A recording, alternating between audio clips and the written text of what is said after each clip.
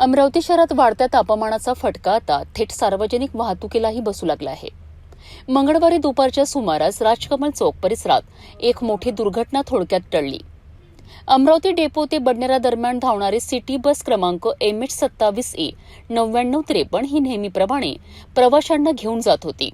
राजकमल चौक, राजापेठ, सातुर्णा, साईनगर मार्गे बस पुढे जात असताना अचानक इंजिनमधून धूर निघू लागला। प्रचंड उष्णतेमुळे इंजिनमधील वायरिंगने पेट घेतल्याची प्राथमिक माहिती समोर येत आहे।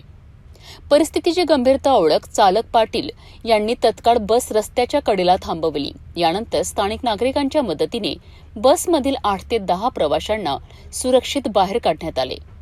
काही क्षणातच इंजिन भागातून ज्वाळा उसळू लागल्याने परिसरात एकच खळबळ उडाली आहे। घटनेची माहिती मिळताच नागरिकांची मोठी गर्दी जमली। सुदैवाने या घटनेत कोणतीही जीवितहानी झाली नाही।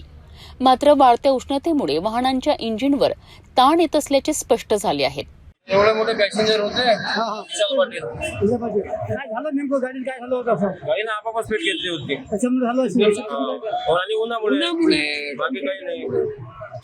तुम्ही काय कसं काय प्रवासी किती होते अंदाजे अंदाजे 60 लॉक झाली गाडी लॉक झालं गाडी आपापच। तुम्ही काय काय काय प्रयत्न केले तुम्ही काय आता ही गाडी उभी केली, पॅसेंजर उतरवले आणि गाडीवर पाणी टाकलं।